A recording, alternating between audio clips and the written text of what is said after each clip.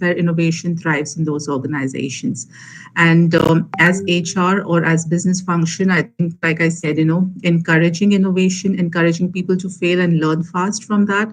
I think those are essential aspects to build a culture of innovation and drive innovation in organizations.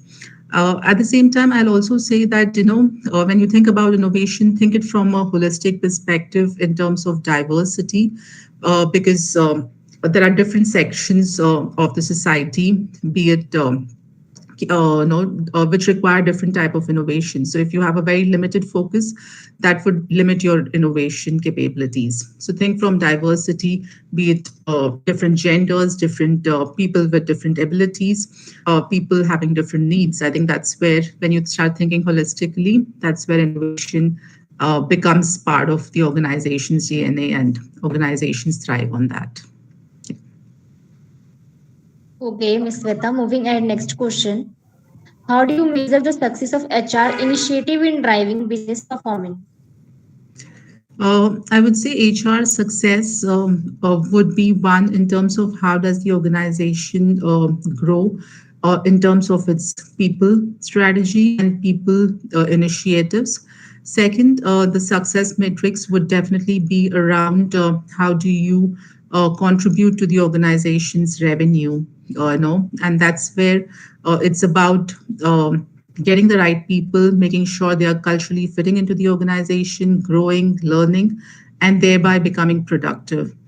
And how do you, as HR, contribute to ensuring that your resources are productive? I think that's a key factor from a HR success matrix standpoint. Second would be the success matrix in terms of what do your employees speak about you as an organization. Do they really feel it's a great place to work? Do they enjoy coming to work? I think that's the true success for an HR team, if your employees are really motivated and engaged to come to work. So I would say these are the two factors: one from an organization standpoint, contributing to business and revenue of the organization, and second from an employee standpoint, how do you contribute and make it a place where employees want to come and work and contribute. It sounds nice. Your next question is, how do you manage organizational change and help employees adopt to it effectively? See, change is a long process. I would say few factors to think through when you're implementing change. One would be communication, being transparent, ensuring that your employees know what's happening and there's transparency and they trust, because that's important. Otherwise, any of those change initiatives would fail. Second, I think is also the entire journey of change, of unfreezing, introducing the change, and then again freezing those changes, and that becoming part of the organization's DNA.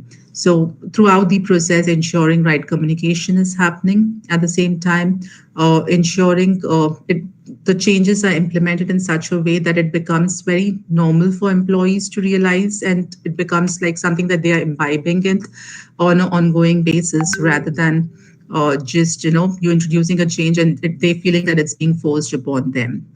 Another thing to think about when you're introducing changes would be having change navigators or change agents who would actually be people from the employee base, who would actually work between the organization and the employees, and thereby trying to encourage employees to be part of that change, and making it very normal for them to imbibe and go ahead with the change.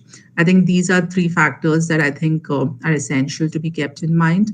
And I think be transparent, communicate, in fact, over communicate when it comes to change, so that the success of the change that you're implementing, be it related to employees, be it related to new policies, processes, or anything related to business, introduction of new tools, etc., all of those becomes very easy as long as there's open communication, and also being open to listening to feedback from employees, so that the change can be iterative and you could make the process of change, a two-way process rather than something that's being just brought in and forced upon your employees. Yeah.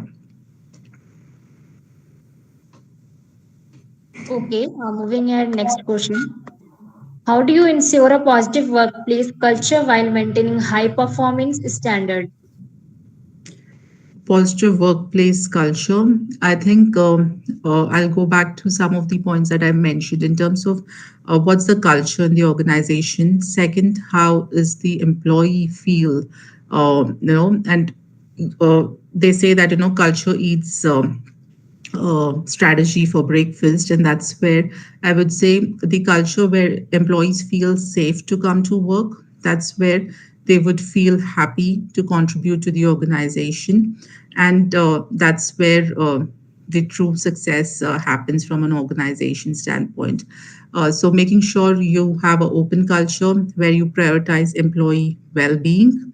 At the same time, you prioritize employee growth and development, and how do you engage with your employees. And when I say engage, it's not just your fun activities, but it's also about the employee manager, the management, connecting with the employees, having those dialogues and open communication, which helps them to have clear vision about what's their role, how are they contributing to the bigger vision of the organization. That really helps employees connect to the larger purpose and be willing to contribute and go the extra mile. And considering SK Associates mostly focuses on entrepreneurs, in an entrepreneur or in a startup culture, I think thinking about not just that this is my work, I think thinking about holistically as an organization, thinking about how can I contribute to each of the functions, I think those become essential. So the more opportunities you're able to provide to your employees, I think that's where your employees will be more and more committed to stay with the organization and contribute. Yeah.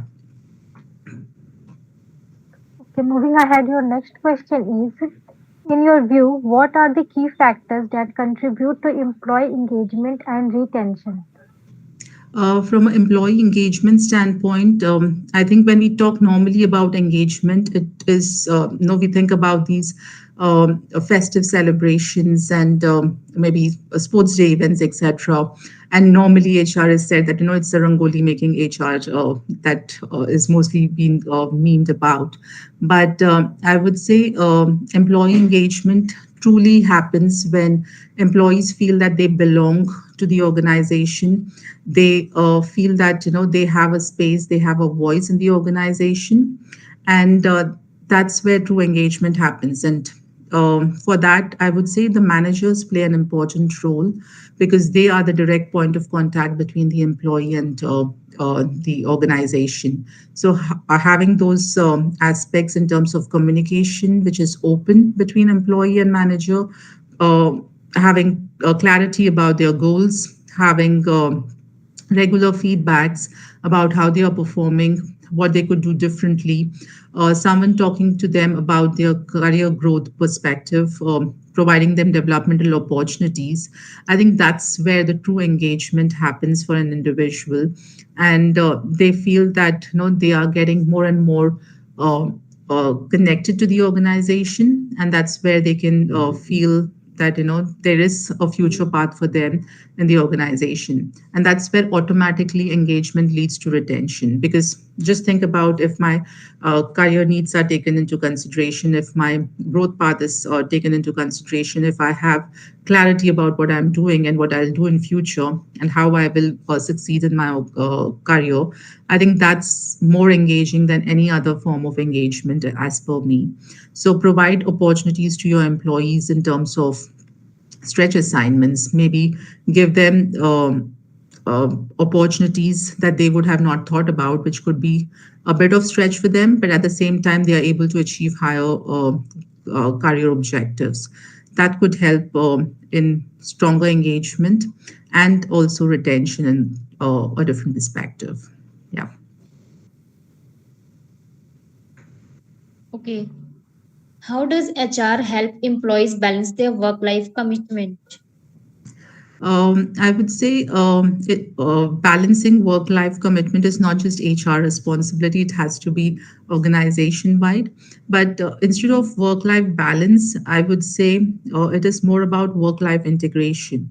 Because I think in today's world, you will have to prioritize your work commitments and get things done, especially in environments where we are talking about entrepreneurs and a startup culture. I think getting things done quickly, ensuring that you're able to be there to meet your customer requirements becomes essential.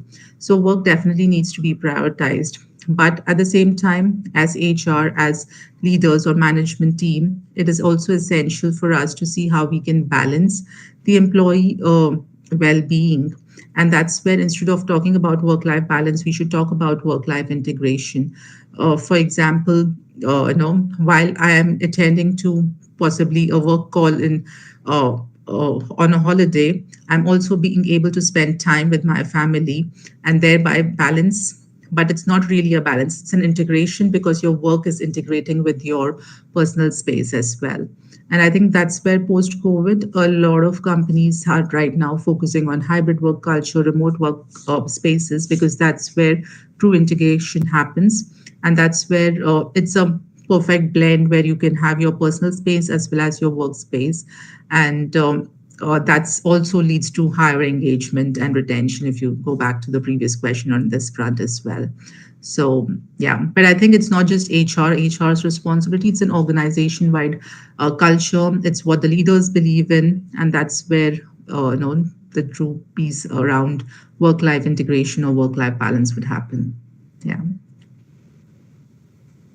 Nice.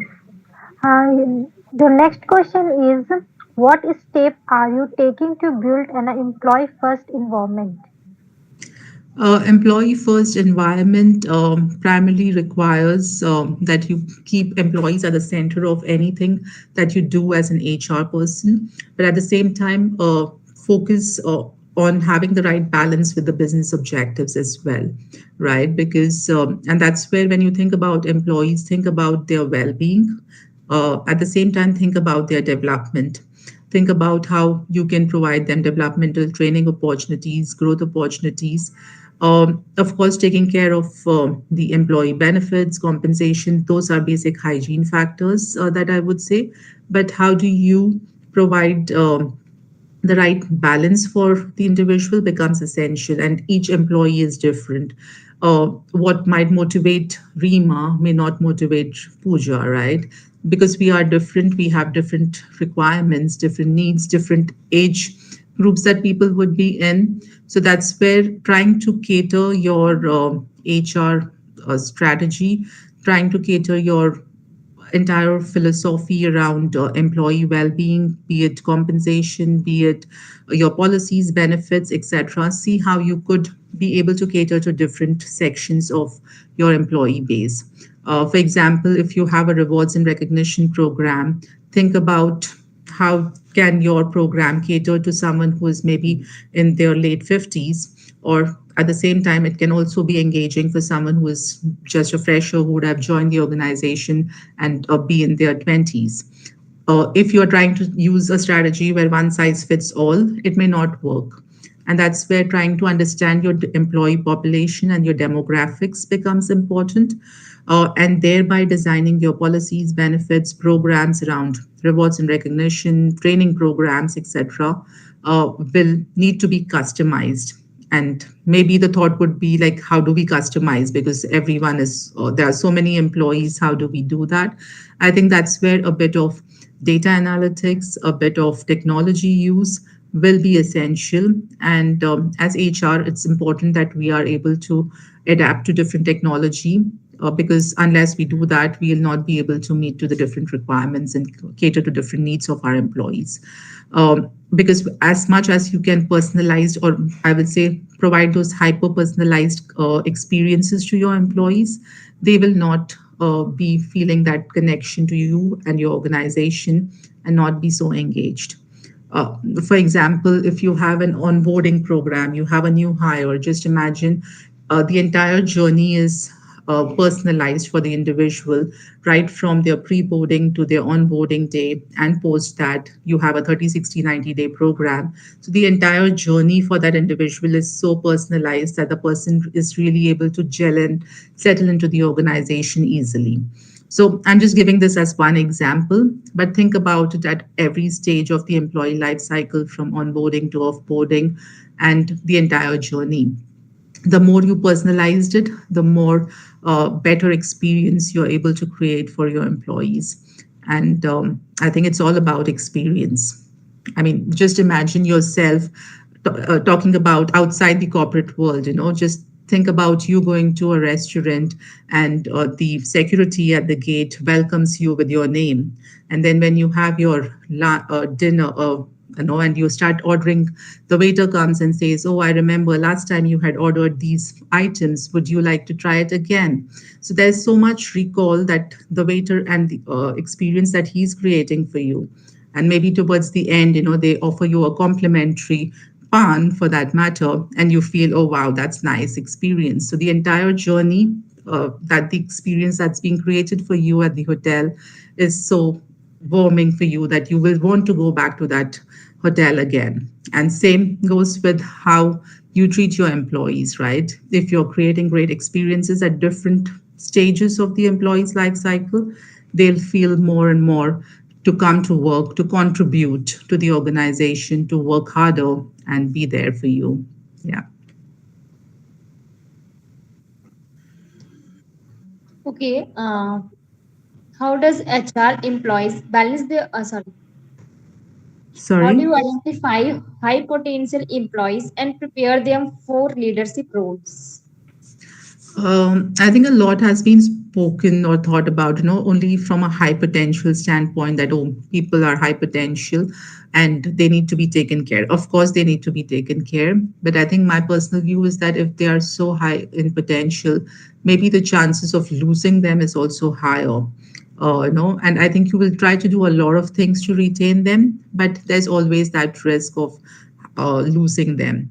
So I would say maybe focus on your high potentials, but also focus on some of your core employees, because that's very important, because the core employees are the ones who are actually running the show. They are doing day-to-day things for you.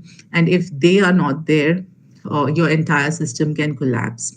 What I mean is, for example, if I mean, since we're talking about HR, if you have to run a HR department with minimal staff, I think you will require someone who knows recruitment, another person who can run the operations activities, and another person who runs the payroll. So these three become really essential for you as your core players. If one of them is not there, your entire system could collapse, right? So that's where focus on your core people. At the same time, no, I would say design programs for your high potentials, which could be more in terms of providing them opportunities for mentoring or next level opportunities. But at the same time, also focus on your core players in terms of how can you keep them engaged, how can you provide them developmental opportunities. Maybe it's a stretch assignment, it's a new initiative, a new project that they get exposure to. That's where you are trying to keep them engaged as well. So I think it's a balance that you will have to play. And in terms of identification of people, I think it's definitely performance speaks for it. But also, there could be some of your silent players, make sure they do not get missed out in your performance rating cycles and in the bell curve process. So it's always essential that you have a 360 view of your organizational talent. And that's where having a talent map about where your talent lies in terms of performance, in terms of potential, and what's the career path that you could have for them, or a developmental plan for each individual, is something that needs to be co-owned between HR and the business leaders, and then plan journeys for them accordingly. But I think some of the things that definitely could be done around are mentoring and coaching sessions that definitely help the individuals, especially high potentials, to perform and excel further better, while you focus to continue on your core players as well, I would say. Yeah. Okay. The next question is, what programs do you implement? Sorry, I think you're on mute. Okay. What programs do you implement to develop leadership talent within the company? I think while of course the straight answer to it would be, you have to focus on your leaders and provide them exposures. I just want to give another perspective on leadership. I think having that atmosphere in the organization where each individual believes in self leadership, I think that becomes important because in a entrepreneurial environment, I think when everyone starts thinking that I am a leader, that's when they would start contributing more to the organization. When you start thinking it's my company and your contributions to the organization would be very different than you thinking that I'm an employee working for an organization. So that's where self leadership is very important as per me. And how do you drive that is through constant communication, at the same time ensuring you're empowering individuals at appropriate levels so that they are empowered to make decisions. They are able to take calls in terms of what's the right thing to be done for the organization. I think that becomes important to drive. And what I mean by that is, for example, you would have possibly visited. Maybe I give again an example from a restaurant. You go to a restaurant, you have a bad experience with a food item, and you give a feedback to the the waiter there saying that, oh, this is not good, or the food is cold and I didn't like it. So immediately he may come and give you a complimentary ice cream at the end of your dinner. And that's where he's trying to take that decision that, okay, someone had a bad experience, let me make it a good experience and provide something complimentary to the individual. So that's where he is empowered to take decision. He knows what are the limits within which he can operate, and thereby he can still contribute to creating that experience for your customers, right? So that's where you can focus on right empowerment, right decision making powers to individuals so that they can drive self leadership at their levels. Second, I would say when I talk about leadership, I think it's also important to think about the mid level of leaders, because they are a key factor between your employees and the organization. Anything that they do, they communicate, becomes very essential. So focusing on especially first time leaders journey. And I think I done something similar in my previous company where we actually created a journey for first time leaders. We identified few of those individuals who could be moved to the next level from individual contributor to a managerial role. And we created a 9 months journey for them, which included things like trainings, both technical as well as behavioral soft skills training, ensuring how they could work on projects and get things done from others, because that's a skill that they need to focus on and develop as well. So those are factors that could be thought through while developing your first time leaders. And of course, there are trainings and other mentoring coaching programs that could be thought through from overall leadership development standpoint. Yeah. Okay, moving ahead, next question. What is your approach to finding and hiring the best talent in a competitive market? I think when it comes to attracting talent, it's essential that as an organization, you are building your own personal brand as an organization. And each company may have a different approach.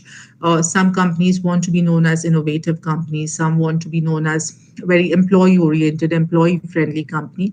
And both approaches are fine. And there are some companies who have a different type of environment that they encourage, or maybe there are some which are very fast paced and they want everything to be done in a fast manner. So I think every organization is different, and that's where identifying what's your value proposition as an organization that you want to focus on is essential, because that would help you attract the right type of people. For example, if as an organization, my culture and my belief is that I want people who have an entrepreneurial mindset, then everything that I do as an organization, right from my brand, my vision, my mission, all of these should be in resonance to the values of the organization, because that's where your brand proposition gets communicated to the candidates, and you will be able to attract the right people.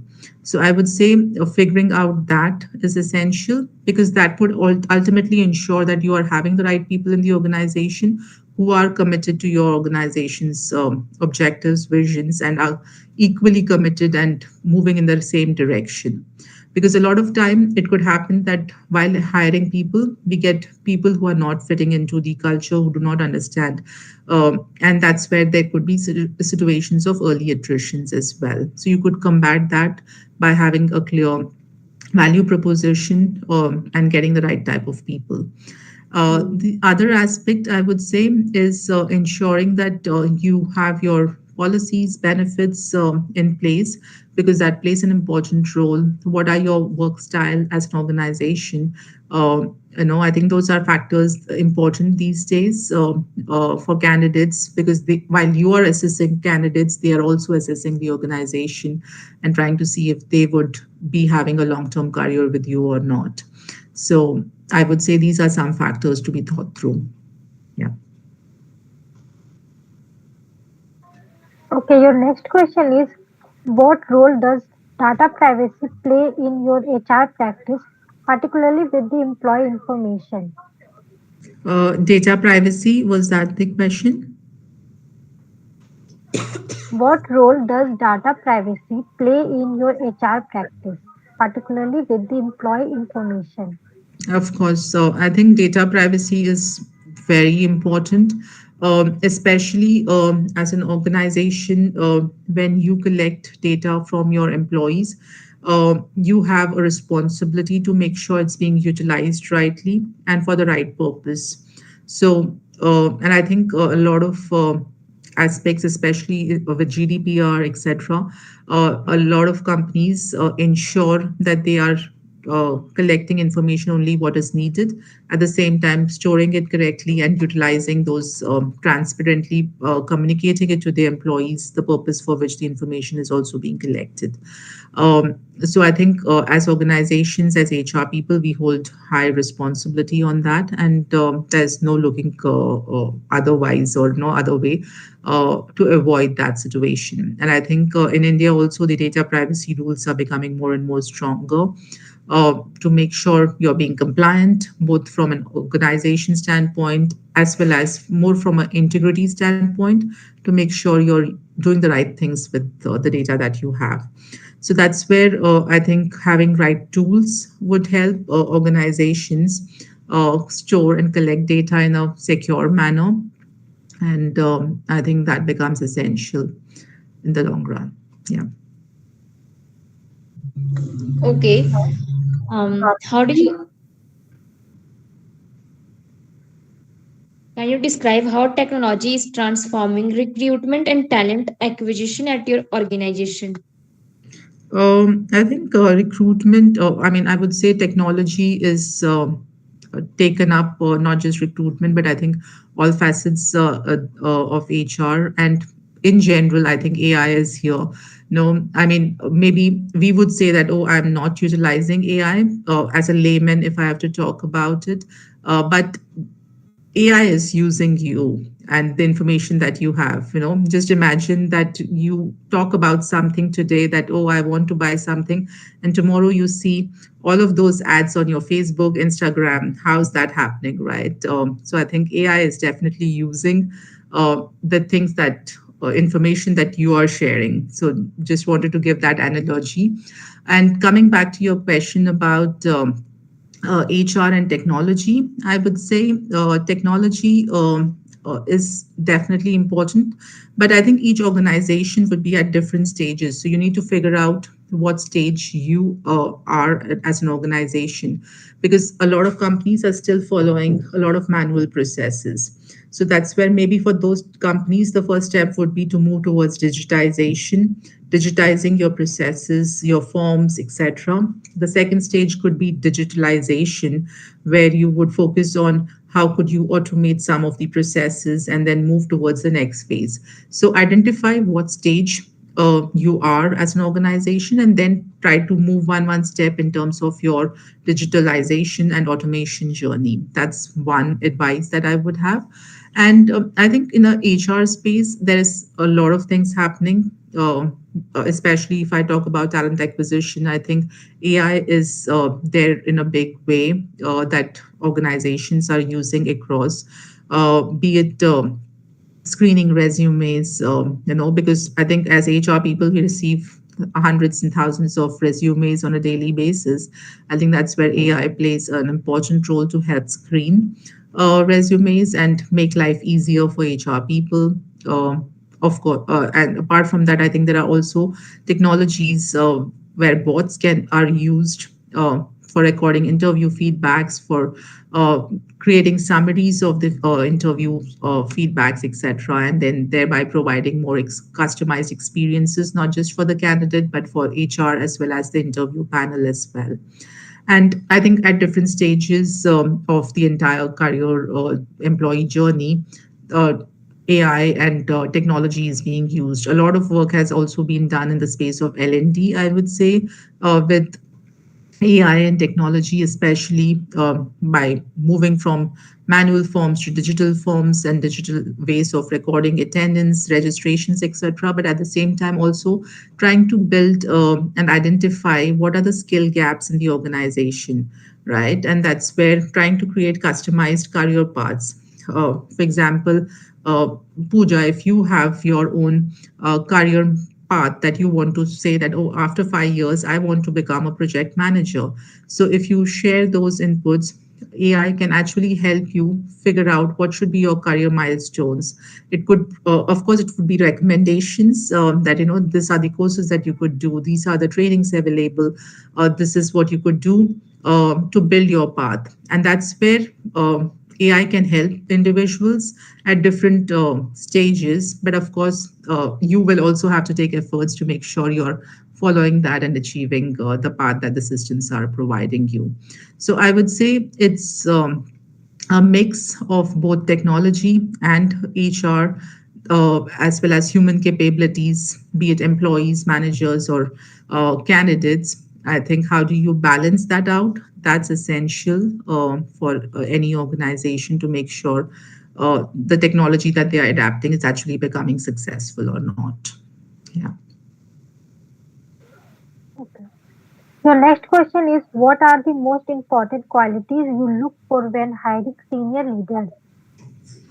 I think personally, if I am hiring someone, I would look for someone who is able to um, have the learning agility, because I think as long as someone is curious to learn new things, I think half your work is done, because each organization is different. You may have certain skills, but you still need to be adapting to the new organization, the new ways of working, and the new culture. So if someone has the learning agility, I think that really helps.